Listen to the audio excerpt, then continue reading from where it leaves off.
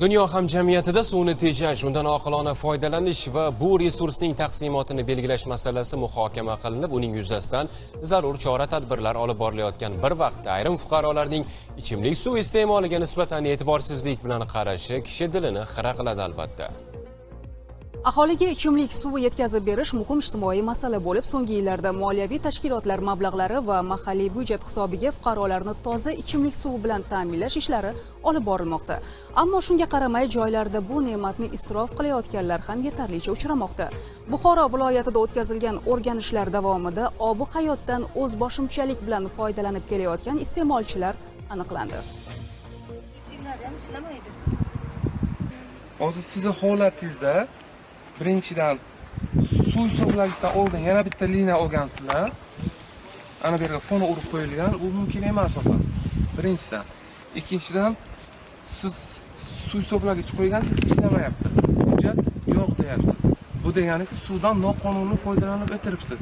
Oddiy iste'moldan tortib qishloq xo'jaligida yetishtiriladigan noz-ne'matlargacha suvsiz tasavvur qilib bo'lmaydi. Iqlim o'zgarishi tufayli tabiat inom etgan bu bebaho ne'matning zaxiralari yildan yilga kamayib bormoqda. Shunday sharoitda uni tejab ishlash, iste'mol qilinganda haqqini ham o'z vaqtida to'lab turish kerak. Buxoroda o'tkazilgan navbatdagi o'rganishlar davomida ichimlik suviga noqonuniy ulanish holatlari aniqlandi. Jumladan, Buxoro viloyati qurilish va uy-joy kommunal xo'jaligi sohasida hududiy nazorat qilish inspeksiyasi mas'ul xodimlari tomonidan Jondor tumanidagi Samonchiq mahalla fuqarolar yig'ini Samonchiq qishlog'ida ichimlik suvidan foydalanish qoidalariga rioya etish yuzasidan mavjud tartib qoidalarini buzayotgan bir nechta iste'molchilar aniqlandi. Hech ishlamayapti. Reyd tadbirlari davomida 2 nafar fuqaro tomonidan ichimlik suv hisoblagich o'rnatilgan bo'lib, Buxoro suv ta'minot korxonasi bilan 2 tomonlama shartnoma tuzmaganligi aniqlandi.